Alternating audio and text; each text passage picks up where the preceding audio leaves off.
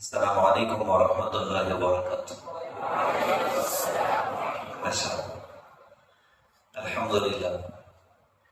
الحمدللہ حمدا موافیا لنعمه مکافیا لمزیدہ، والصلاة والسلام علی سیدنا محمد وآلہ وصحبہ وجنودہ، اما بعد، قال اللہ سبحانہ وتعالی فاعوذ باللہ من الشیطان الرجیم، بسم اللہ الرحمن الرحیم، الحمد للہ الذی ہدانا لہذا وما کنا لنہتدی لولا ان ہدانا اللہ، صدق اللہ العظیم۔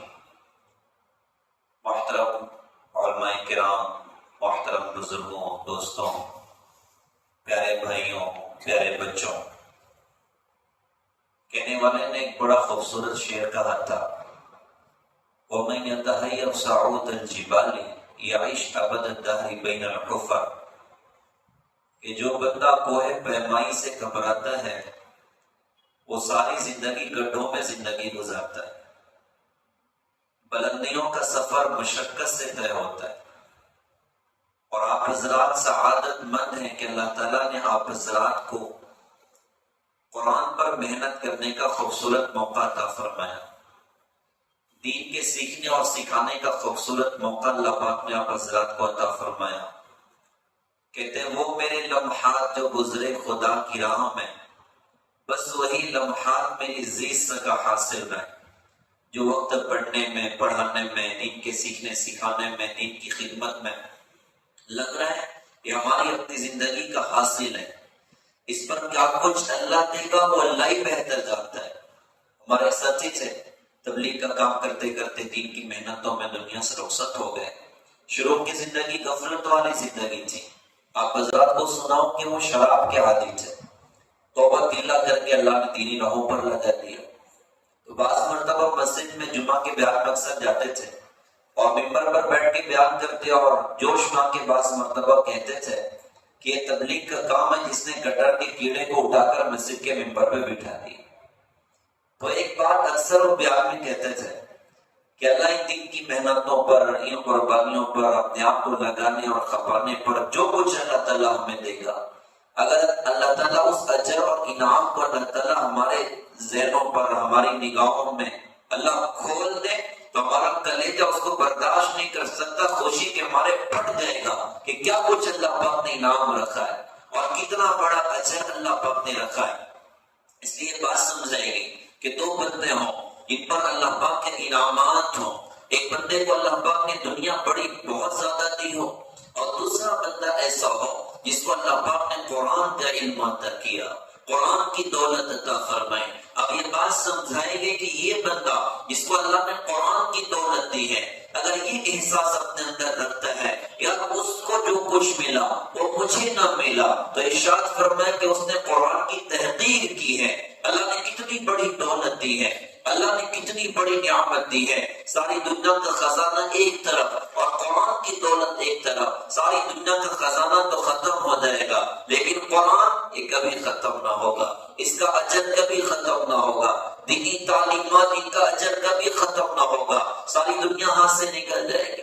میں نے اس سے پہلے بھی ایک شعر سنایا تھا، تشریف لائے، کہنے والے نے کہا تھا تو کہ حرص و حوث کو چھوڑ میاں، مت دیس بدیس پھرے مارا، قضا اجل کا لوٹے ہے، دن رات بجا کر نکارا، کیا بھلیا بھینسا بیل شتر، کیا گونی پلہ سر بھارا، کیا گیہوں چاول موٹ مٹر، کیا آگ دھواں اور انگارا، سب ٹھٹ پڑا رہ جاوے گا جب لا چلے گا بنجارا۔ مغرور رہو تلواروں پر، مت ڈھول بھروسے ڈھالوں کے، سب پٹا توڑ کے بھاگیں گے، منہ دیکھ اجل کے بھالوں کے، کیا ڈبے موتی ہیروں کے، کیا ڈھیر خزانے مالوں کے، کیا بچے تاش مشنجر کے، کیا تخت شال دشانوں کے، سب ڈھاٹ پڑا رہ جاوے گا جب لا چلے گا بنجارا۔ یہ بھلیا لادے بیل بھرے جو پورا پچھے جاوے گا، یا سود بڑھا کر لاوے گا، یا ٹوٹا گھاٹا پاوے گا، قضا اجل کا رستے میں جب بھالا مار گراوے گا، دن دولت ناتی بھوتا کیا ایک کنبہ کام نہ آوے گا، سب ٹھاٹ پڑا رہ جاوے گا جب لا چلے گا بنجارا۔ کہ موت آئے گی تو سارے مسائل دھرے رہ جائیں گے، لیکن قرآن یہ قبر کا ساتھی ہے، قرآن یہ حشر کا ساتھی ہے، قرآن یہ جنت تک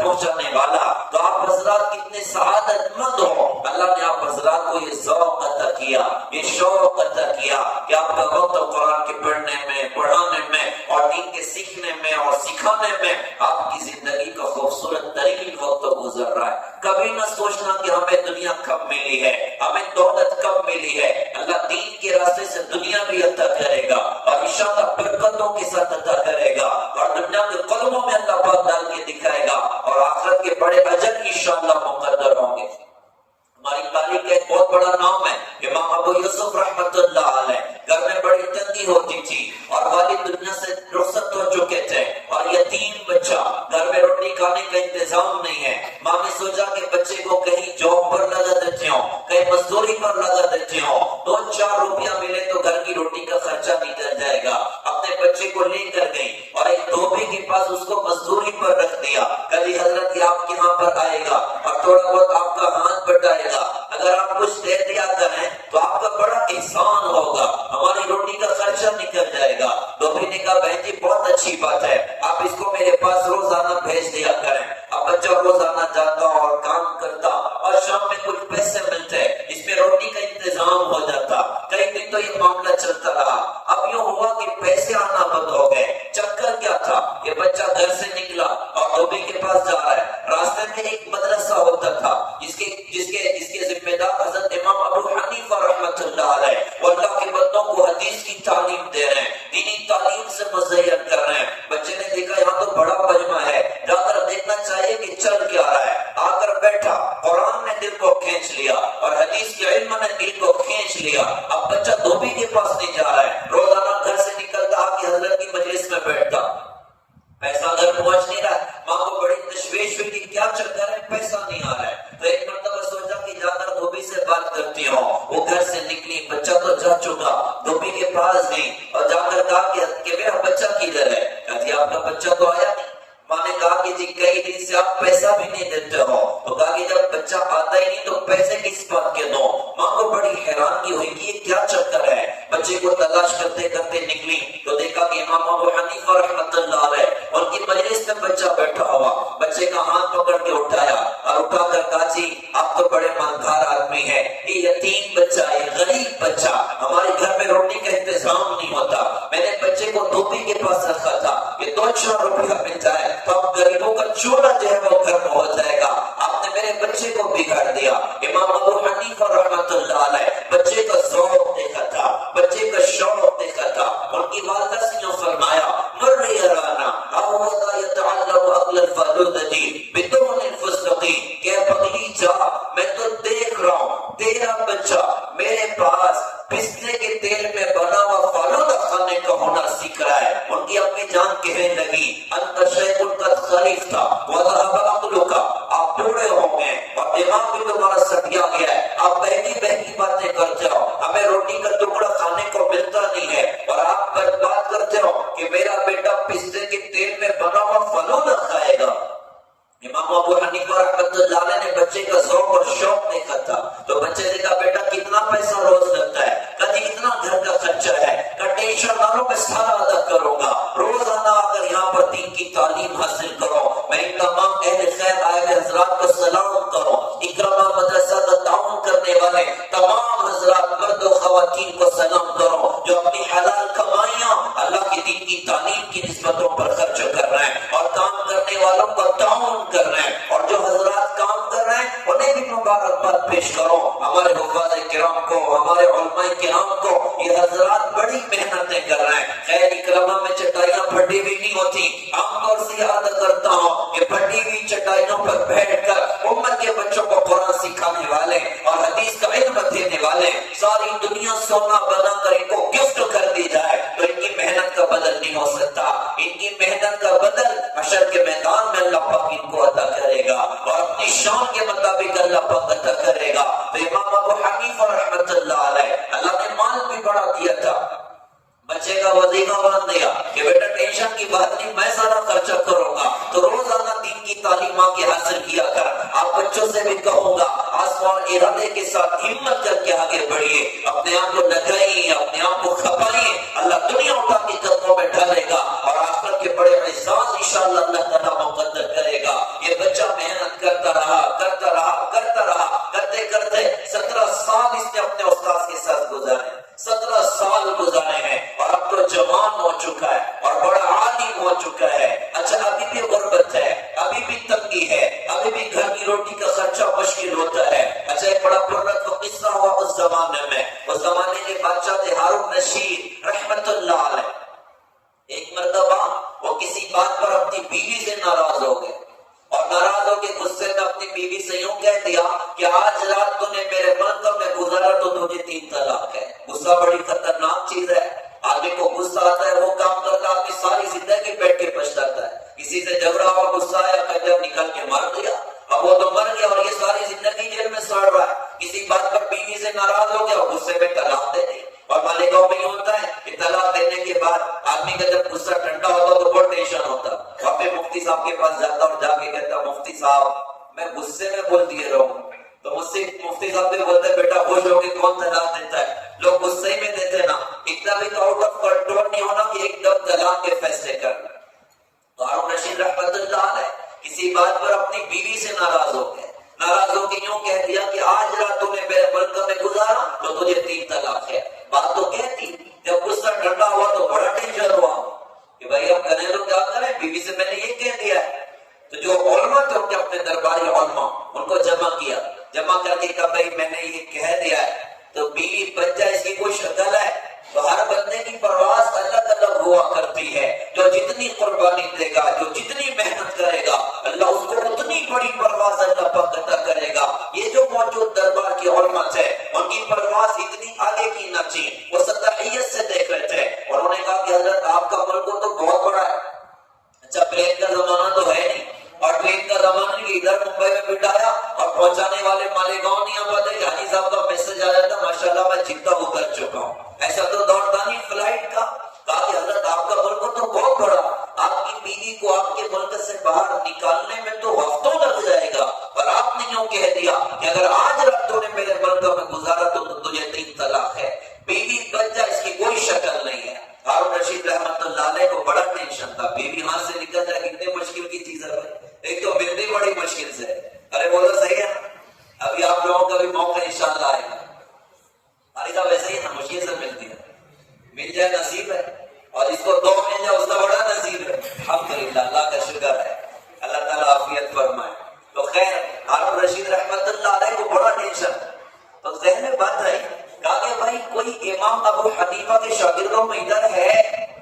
امام ابو حنیفہ رحمت اللہ علیہ، اللہ نے ان کو بڑی حکمتوں سے نوازا تھا۔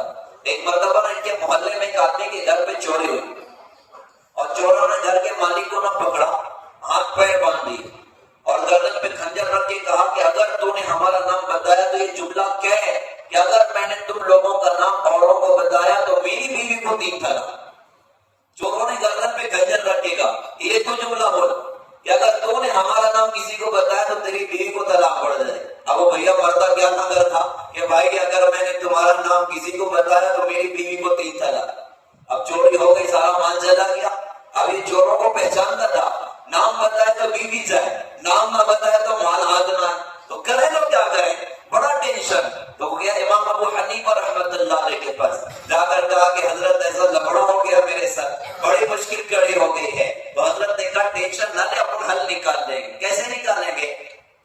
تو حضرت نے کہا کہ جب سارے لوگ مسجد میں جمع ہو جائیں گے نا تو نماز سے پہلے مسجد کا دروازہ اپن بند کر دیں گے، اور نماز ختم ہونے کے بعد ایک ایک بندے کو مسجد کے باہر نکالیں۔ وہ زمانہ ایسا تھا کہ چور بھی مسجد میں باجماعت نماز پڑھتے تھے، تو باقی سب مسجد میں رہیں گے، وہ لوگ آتے ہیں نا بولے ہم مسجد میں، وہ لوگ تو آتے ہیں، کا دروازہ اپن بند کر دیں اور ایک ایک بندے کو مسجد کے باہر نکالیں، اور ہر بندے کا ہاتھ پکڑ کے میں تجھ سے پوچھوں گا یہ چور ہے؟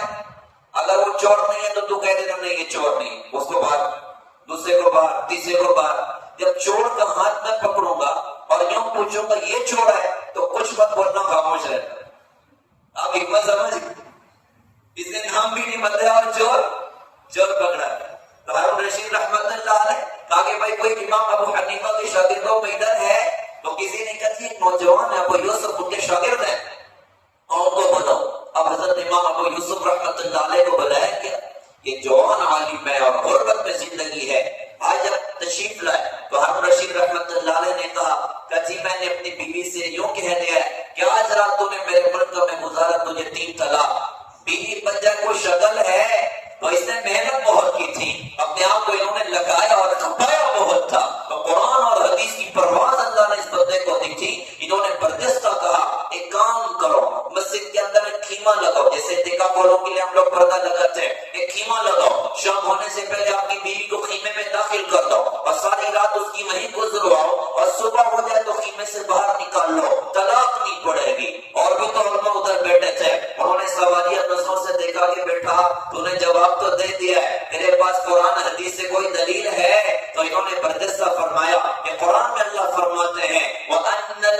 المساجد للہ، مسجد اللہ کی ہے، ہارون رشید کی نہیں ہے۔ ہارون رشید کی حکومت مسجد کے باہر چلتی ہے، مسجد کے اندر نہیں چلتی۔ اگر اس کی حکومت مسجد کے اندر چلتے ہو تو 4 رکعت کی 5 رکعت کر کے بتاؤ، مغرب کی 3 کی 4 رکعت کر کے بتاؤ، 1 رکعت کے 2 سجدے کے 3 سجدے کر کے بتاؤ۔ اگر ہارون رشید یوں کہیں کہ بھائی آج سے تم 1 رکعت میں 3 سجدے کرو گے تو کون کون سجدہ کرے گا؟ بھائی کوئی کرے گا؟ تو سب نے قبول کیا۔ یہ واقعی بات ایسی ہے، ہارون رشید کی حکومت مسجد کے باہر مسجد کے اندر نہیں ہے۔ اب بیوی پھنس گئی نا، ہارون رشید رحمت اللہ علیہ اتنے خوش ہوئے، کہا کہ بھائی ان کو 1,00,000 روپیہ نقد انعام دیا جائے۔ دنیا اٹھا کے اللہ پاک نے قدموں میں ڈال دی اور کہا کہ کاغذ اور قلم لے کر آؤ۔ کاغذ قلم لایا گیا، ہارون رشید رحمت اللہ علیہ نے اپنے ہاتھ سے لکھا، آج سے ابو یوسف پوری اسلامی مملکت کے چیف جسٹس ہوں گے۔ اتنا بڑا عہدہ اس بندے کے بعد دنیا میں کسی کو نہیں ملا۔ وہ اتنے بڑے مقام پر پہنچا کہ اگر وہ حکم کر دے تو ہارون رشید کو بھی آ کر کورٹ میں حاضری لگانی پڑے گی، اور کوئی اس کے خلاف میں حکم کر دے ہارون رشید کو بھی قبول کرنا پڑے گا۔ اکثر یہ جوان، یہ غریب کا بچہ، یہ یتیم بچہ بادشاہ وقت کے ساتھ بیٹھ کے کھانا کھاتا تھا۔ ایک مرتبہ کھانے کے لیے دسترخوان سجا تو سارے کھانے تو پہلے دیکھے ہوئے تھے، ایک نیا کھانا نظر آیا، ایک نئی ڈش نظر آئی تو حضرت نے حضرت ہارون رشید رحمت اللہ علیہ سے پوچھا کہ حضرت یہ کیا ہے؟ بادشاہ نے کہا جی کھا لیجیے، ہمارے واسطے بھی کبھی کبھی تیار ہو کر آتا ہے۔ تو امام ابو یوسف رحمت اللہ نے کہا کہ بتائیں تو صحیح ہے کیا؟ ہارون رشید نے کہا یہ پستے کے تیل میں بنا ہوا فالودہ ہے۔ اتنا سننا تھا، آنکھ میں آنسو آ گئے، مسکرا بھی رہے رو بھی رہے۔ بادشاہ نے کہا حضرت یہ کیا چکر ہے، مسکرانا بھی اور رونا بھی اور ہنسنا بھی، کیا بات ہے؟ تو انہوں نے کہا کہ میرا وہ بچپن کا دور تھا، میری امی تو مجھے واپس لینے آئی تھی مدرسہ سے، میرے استاد نے میری امی سے کہا تھا کہ میں دیکھ رہا ہوں تیرا بیٹا میرے پاس پستے کے تیل میں بنا ہوا فالودہ کھانے کا ہنر سیکھ رہا ہے۔ آج اللہ پاک نے میرے استاد کی بات کو اللہ پاک نے پورا کر کے دکھا دیا۔ تو جب محنت کریں گے، اپنے آپ کو لگائیں گے اور کھپائیں گے، اللہ دنیا اٹھا کے قدموں میں ڈالے گا اور آخرت کے بڑے اجر اللہ تعالیٰ مقدر کرے گا۔ لہذا آپ حضرات کا بھی مبارکباد ہے کہ آپ حضرات کو ان راہوں پر محنت کرنے کا اللہ پاک نے موقع دیا۔ تو کیا کرنا چاہیے؟ اپنے آپ کو صفات قبولیت سے آراستہ کرنا چاہیے۔ آپ محنت کر رہے ہیں، قربانی دے رہے ہیں، اپنے آپ کو لگا رہے ہیں، اپنے آپ کو کھپا رہے ہیں، تو کیسے چلنا ان محنتوں میں، کیسے چلانا ہے اپنے آپ کو؟ تو بنیادی باتیں یاد رکھنے کی ہے، اس ساری تبود اور ساری قربانیاں اللہ کو راضی کرنے کے لیے۔ قل ان صلاتی ونسکی ومحیایا ومماتی للہ رب العالمین، آپ کہہ دیجیے میری نماز، میری قربانی، میرا جینا، میرا مرنا سب کس کے لیے بھائی؟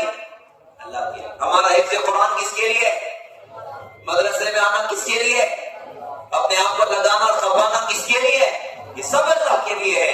اللہ ہم سے راضی ہو جائے، ہمیں دنیا نہیں چاہیے، ہمیں عہدہ نہیں چاہیے، ملک مال نہیں چاہیے، ہم اللہ کے لیے چلیں گے۔ جو اللہ کے لیے چلے گا وہ قربانیوں کے ساتھ آگے بڑھتا رہے گا، اور جس کی نگاہوں کے سامنے اللہ نہیں ہوں گے وہ تھوڑے مشکل حالات کے آنے پر اللہ کی راہوں کو چھوڑ دے گا۔ لہذا ان محنتوں میں ہمیں اللہ کے لیے چلنا ہے، ہمیں اپنی آخرت بنانے کے لیے چلنا ہے۔ ہم سارے کے سارے آخرت کے مسافر ہیں، دنیا سے دور ہو رہے ہیں، آخرت سے قریب ہو رہے ہیں، اپنی موت سے قریب ہو رہے ہیں، تو کیوں چلیں گے ان محنتوں میں؟ تاکہ ہم اپنی آخرت بنانے کے لیے چل رہے ہیں۔ اللہ کے رسول حضرت محمد صلی اللہ علیہ وسلم نے اپنی پوری امت کا یہ مزاج بنایا تھا کہ اپنی نگاہ کے سامنے اپنی آخرت کو رکھ کے تمہیں چلنا ہے۔ اس سے صحابہ اکثر فرماتے تھے انما ہممنا الاخرہ ولیست ہممنا الدنیا، ہمارے عزائم تو آخرت کے ہیں، ہمارے عزائم دنیا کے نہیں ہیں۔ ہم کرسی نہیں چاہتے، ہم عہدہ نہیں چاہتے، ہم ملک مان نہیں چاہتے، ہم کیا چاہتے ہیں؟ ہماری اپنی آخرت سنور جائے،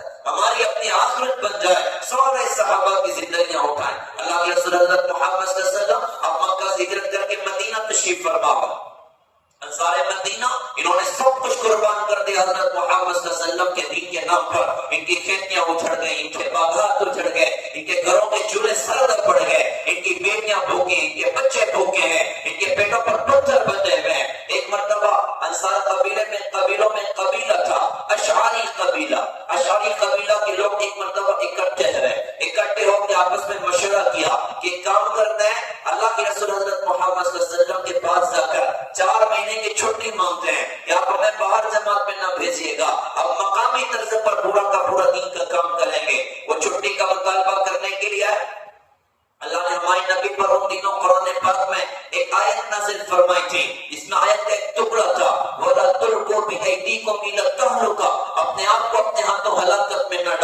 صحابہ نے جب وہ آیت کو سنا تو بے قرار ہو گئے، کہیں ہماری آخرت مشکل میں نہ پڑ جائے، واپس سے لے گئے۔ لیکن چونکہ بیویاں بھوکی ہیں اور بچے بھوکے ہیں اور گھروں کے چولہے سرد پڑے ہوئے ہیں، تو انہوں نے مشورہ کیا کہ چلو ایک کام کرتے ہیں، اللہ کے رسول کے پاس جا کر درخواست کریں گے کہ حضرت آپ ہمارے لیے برکت کی دعا کر دیجیے۔ اور برکت کی دعا کا مطلب ہے کہ روٹی کا ایک ٹکڑا ہم کو دن بھر میں کم سے کم کھانے کو مل جائے۔ اب وہ برکت کی دعا کروانے کے لیے آئے، مقدر بھی بڑا عجیب تھا، وہ دعا کے لیے مسجد میں آئے، ہمارے نبی پہلے سے تشریف فرما تھے، اشعری قبیلے کے لوگوں کو دیکھا تو ارشاد فرمایا مرحبا مرحبا، آؤ بھائی انصار آؤ، آج جو مانگو تمہیں دیا جائے گا۔ انصار کے قدم زمین پر جم گئے، ایک دوسرے کا چہرہ دیکھنے لگے اور ایک دوسرے سے کہا یار یہ بھی عجیب بات ہے، آج ہم لینے آئے ہیں اور اللہ کے رسول دینے کے لیے تیار ہیں، ارے بتاؤ تمہیں کیا چاہیے؟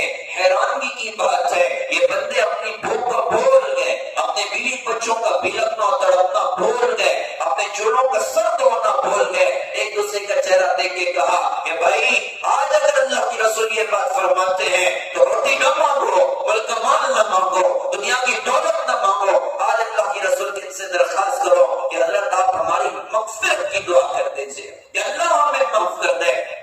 ایک بندے کو اپنا ذمہ دار بنایا کہ تم حضرت تک ہماری بات پہنچاؤ، انہوں نے آگے بڑھ کے کہا کہ حضرت ہمیں کچھ نہیں چاہیے، بس آپ ہماری مغفرت کی دعا کر دیں کہ اللہ ہماری نجات کے فیصلے کر دے۔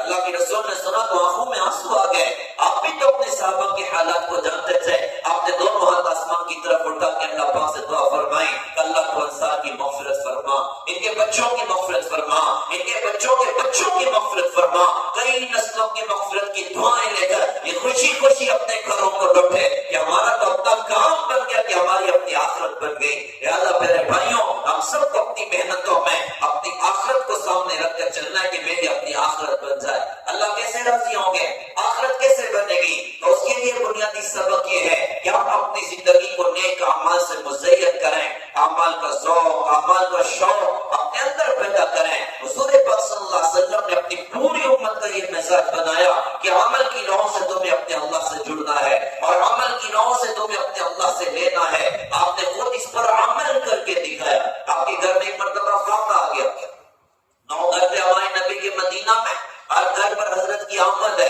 اور آپ نے بیویوں سے سوال فرمایا کچھ ہے؟ کبھی کچھ نہیں ہے، کچھ نہیں ہے، کچھ نہیں ہے۔ آخری سوال حضرت امی جان عائشہ کے گھر پر تھا، عائشہ کچھ کھانے کے لیے ہے؟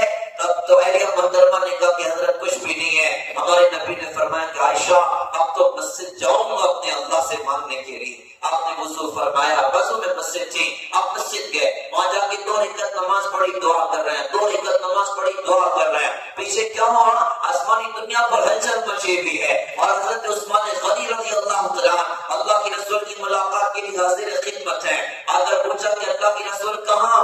امی جان عائشہ، چونکہ گھر کے آدمی تھے کہنے میں حرج نہ تھا، امی جان عائشہ نے کہا کہ عثمان حضور ابھی مسجد گئے ہیں، کبھی کوئی جماعت نہیں آئی ہے اور کوئی نماز کا وقت نہیں ہے، ابھی اللہ کے رسول مسجد کیوں گئے؟ امی جان عائشہ نے فرمایا کہ عثمان بات یہ ہے آج ہمارے گھروں میں کھانے کا انتظام کوئی نہیں ہے، اللہ کے رسول مسجد گئے اپنے اللہ سے مانگنے کے لیے۔ حضرت عثمان غنی رضی اللہ عنہ ساروں قطار رونے لگ گئے اور رو کر کہا کہ مجھ سے کیوں نہ کہا، عبد الرحمن بن عوف رضی اللہ عنہ سے کیوں نہ کہا۔ روتے ہوئے گھر گئے، کھانے پکانے کا سامان ایک تھیلے میں بھرا اور کاندھے پر اٹھا کے لا کے حضرت کے در پر رکھ دیا۔ ابھی بھی ہمارے نبی تشریف نہ لائے تھے، آپ کی دعائیں اللہ کے عرشوں کو ہلا رہی تھی۔ عثمان غنی رضی اللہ عنہ کو خیال ہوا ابھی آئیں گے اور پکانے میں وقت جائے گا، ایسا کرتا ہوں کچھ تیار نہیں کراتا ہوں۔ اپنے گھر گئے، جو کچھ تیار کھانا تھا وہ لا کے حضرت کے در پر رکھ دیا۔ ابھی وہ حضور واپس تشریف نہ لائے تھے، کھانا دینے کے بعد عثمان غنی رضی اللہ عنہ نے یہ عرض کیا کہ جب بھی ضرورت پڑے تو مجھ سے کہہ دیا کریں، اور سلام کا پیغام دے کر رخصت ہو گئے۔ پیچھے سے ہمارے نبی گھر تشریف لائے، اب اگر دیکھا سارا کھانے پینے کا سامان رکھا ہوا ہے، کہا کہ عائشہ یہ کہاں سے آیا؟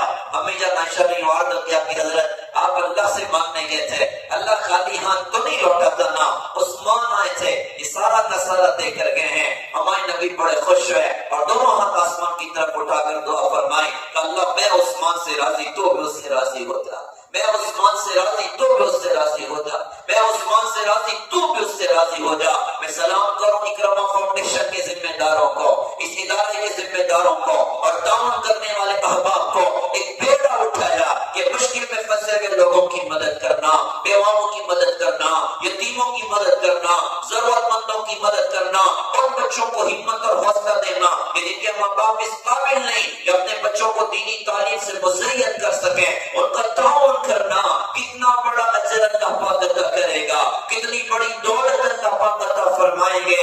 دل کی دعائیں اللہ کے عرش کو ہلا دیتی ہیں، کسی مجبور کے دل کی دعائیں اللہ کے عرش سے بڑے فیصلے کروا دیتی ہیں۔ میں اپنے سارے بچوں سے بھی کہوں گا، نیت کرو دنیا اللہ پاک ہمیں دے گا، ہم اللہ کے بندوں پر لگائیں گے، دینی نسبتوں پر خرچ کریں گے، اپنے جان و مال کو اللہ کی دینی نسبتوں پر انشاءاللہ لگائیں گے، اللہ بہت بڑا اجر عطا کرے گا۔ حضور نے دعا فرمائی، اللہ میں عثمان سے راضی تو بھی اس سے راضی ہو جا، میں عثمان سے راضی تو بھی اس سے راضی ہو جا، میں عثمان سے راضی تو بھی اس سے راضی ہو جا۔ امی جان عائشہ نے کہا کہ حضرت عثمان رضی اللہ عنہ نے جاتے جاتے کہا تھا جب بھی ضرورت پڑے تو مجھ سے کہہ دیا کریں۔ آپ یوں کہہ سکتے تھے چلو بھائی اب تو کام بن گیا ہے، جب بھی ضرورت پڑے تو عثمان کو کہہ دیا جائے گا۔ آپ نے اپنی امت کو پیغام دیا، آپ نے فرمایا کہ عائشہ میرے جوتے کا تسمہ بھی ٹوٹ جائے تو اپنے اللہ ہی سے مانگو، اپنی امت کے غریبوں کو اوروں کے حوالے نہیں کیا ہے، مصیبت میں پھنسے ہوئے لوگوں کو اوروں کے حوالے نہیں کیا ہے، بلکہ اللہ کے در پر جھکنا سکھایا، اللہ سے لینا سکھایا۔ تو ہم کیا کریں گے کہ ہم بھی اپنے نبی کی تعلیمات کے مطابق اپنی زندگی کو نیک اعمال سے مزین کریں گے، اور نیک اعمال سے مزین کرتے ہوئے اللہ کی عبادت بھی اچھی سے ہو رہی، قرآن پر محنت بھی ہو رہی، اللہ کی یاد کے ساتھ زندگی گزر رہی، نبی کے مسنون اعمال کے ساتھ زندگی گزر رہی، ساتھ ساتھ میں اخلاق کی بھی ضرورت ہے کہ ہم اخلاق والے بنے، نرمی والے بنے، محبت والے بنے۔ جو اخلاق کی بلندیوں پر پہنچتے ہیں اللہ ان کو جنت کے اعلیٰ ٹھکانوں پر جگہ عطا کرتا ہے، اور جو بد اخلاقی والے بن جائیں اللہ بچائے، اللہ بچائے، شب قدر کی رات میں ان کی مغفرت کا سامان نہیں بن سکتی۔ اللہ کے رسول نے صحابہ کو سنایا تھا کہ بڑے بڑے پاپیوں کو اللہ پاک نے نوازا، 4 لوگوں کو اللہ تعالیٰ نے معاف نہ کیا۔ صحابہ بڑے حیران، اتنی بڑی رات اور 4 لوگ معاف نہ کیے گئے، کون ہے وہ لوگ؟ اللہ کے رسول نے فرمایا ایک شراب پینے والے کو اللہ نے معاف نہ کیا، دوسرا ماں باپ کے نافرمان کو اللہ نے معاف نہ کیا، تیسرا تعلقات کے توڑنے والے کو اللہ نے معاف نہ کیا، اور چوتھا دل میں کینہ رکھنے والے کو اللہ نے معاف نہ کیا۔ شراب اور نشے کا عادی شب قدر میں بھی اللہ کی معافی کا حقدار نہیں بنتا۔ یہ سارا مجمع تو ماشاءاللہ میری نگاہ میں اللہ والوں کا مجمع ہے، لیکن ایک عمومی بات کر رہا ہوں، اس موبائل کے ذریعے شاید کسی ایسے بندے کے کان تک میری آواز پہنچ رہی جو نشے کا عادی بن گیا، ڈرگس کا عادی بن گیا، ہاتھ جوڑ کے اللہ کا واسطہ دے کے کہو کہ اللہ کے واسطے توبہ کر لو، اللہ کے واسطے واپس آ جاؤ، اپنے ہاتھ سے اپنے پیر پہ کلہڑی نہ مارو، اپنی آخرت پر بحال نہ کرو، اپنی دنیا اور آخرت تباہ نہ کرو، اللہ کے لیے واپس آ جاؤ۔ تم اپنا مقام پہچانو، تم اپنی حیثیت پہچانو، تم اتنے گرے ہوئے انسان دوڑی ہو کہ شراب پی کے گٹر کے کنارے پڑ جاؤ اور نشہ کر کے گٹر کے کنارے پڑ جاؤ۔ ارے تمہاری حیثیت وہ حیثیت ہے کہ نبیوں کے امام نے کہا تھا کہ ایک ایک ایمان والا بیت اللہ سے زیادہ قیمتی ہے۔ نبیوں کے امام نے کہا تھا وَدِدْتُ أَنِّي لَقِيتُ إِخْوَانِي، اے کاش میں میرے بھائیوں سے ملتا۔ صحابہ نے کہا حضرت وَلَيْسَ نَحْنُ إِخْوَانُكَ، کہ ہم آپ کے بھائی نہیں ہیں؟ آپ نے ارشاد فرمایا انتم اصحابی ولکن اخوانی الذین آمنوا بی ولم یرونی، تم تو میرے صحابہ ہو، میرے بھائی وہ ہیں جو مجھے دیکھے بغیر میرا کلمہ پڑھیں گے۔ جس کو اللہ کی رسول اپنا بھائی فرمائے وہ اتنا گر جائے کہ وہ نشہ کر کے گٹر کے کنارے پڑ جائے، وہ ڈرگس لے کے اوروں کے خون کا پیسہ بنتا پھرتا ہوا پھرے، یہ نبی کی امتی کی شان نہیں ہے، یہ نبی کے بھائی کی شان نہیں ہے۔ تو شراب کا عادی معاف نہیں کیا جاتا، ماں باپ کا نافرمان معاف نہیں کیا جاتا۔ ہم اپنے ماں باپ کی دعا لینے والے بنے، ہم اپنے ماں باپ کی خدمت کرنے والے بنے، ہم اپنے ماں باپ کی آنکھوں کی ٹھنڈک کا سامان بن جائے۔ قرآن میں تو یہاں تک کہا فَلَا تَقُلْ لَهُمَا أُفٍّ، اور کی کوئی بات برے لگے تو ان کو اوف بھی نہ کرنا۔ آج تو جوان بڈھا کہہ رہے ہیں، آج تو جوان بڑھیا کہہ رہے ہیں، کس کو ظالم تو نے بڈھا کہہ دیا، کس کو بڑھیا کہہ دیا، اس نے ساری جوانی تو اس پر نچھاور کی۔ آج تو جوان ہونے کے بعد یہ بات کہتا ہے تو حشر کے میدان میں اللہ اس کی رسول کو کیا وہ دکھائے گا۔ تو ماں باپ کا نافرمان معاف نہیں کیا جاتا، تعلقات کو توڑنے والا معاف نہیں کیا جاتا۔ اللہ کی رسول امت کو جوڑنے کے لیے آئے تو امت جوڑے گی کیسے؟ جب حقوق ادا کیے جائیں گے تو امت میں جوڑ پیدا ہوگا، جب سلام کو عام کیا جائے گا تو امت میں جوڑ پیدا ہوگا، جب ہدیہ دینے کا مزاج بنایا جائے گا۔ لینا تو ہر بندے کو سمجھ میں آ سمجھ میں آتی ہے. ہمارے بزرگ حضرت مولانا عمرے صاحب دعوت برکات فرماتے ہیں کہ غیر ہندو بھائیوں میں ایک بابا جس کا نام ہے بابا، کیا نام ہے بولو، بابا رام دیو. اب بولے ہمارے مسلمانوں میں بہت ساری شخصیات ایسی ہیں، بابا آن دیو. تو ہمیں دینے والا بننا ہے. وعدیہ لینا تو سمجھ میں، دینا تو دینے والے بنے، حقوق ادا کرنے والے بنے، سلام کو عام کرنے والے بنے. یہ امت میں جوڑ پیدا کرے گا. تعلقات کا توڑنے والا معاف نہیں کیا جاتا، دل میں کینہ رکھنے والا معاف نہیں کیا جاتا. کہتے انسان سے انسان کو کینہ نہیں اچھا، اس سینے میں کینہ وہ سینہ نہیں اچھا. اللہ کو پاک دل پسند ہے، اللہ کو صاف دل پسند ہے. لہٰذا ہمیں اپنی زندگی میں اپنے نبی والے اخلاق کو پیدا کرنا ہے. کہنے والے نے کہا تھا بلند اپنے اخلاق کرتا چلا جا، زمانے کے دل میں اترتا چلا جا، بدی اور بدلے کی آلودگی سے تو اپنا دامن بچاتا چلا جا. ادھر زخم پہ زخم کھاتا چلا جا، ادھر سارے عالم پچھاتا چلا جا، اور دنیا تجھ کو یاد کر کر کے روئے گی اور تو دنیا سے مسکراتا چلا جا. اللہ تعالیٰ سے دل سے دعا ہے، اللہ ہم سب کو ایمانی صفات سے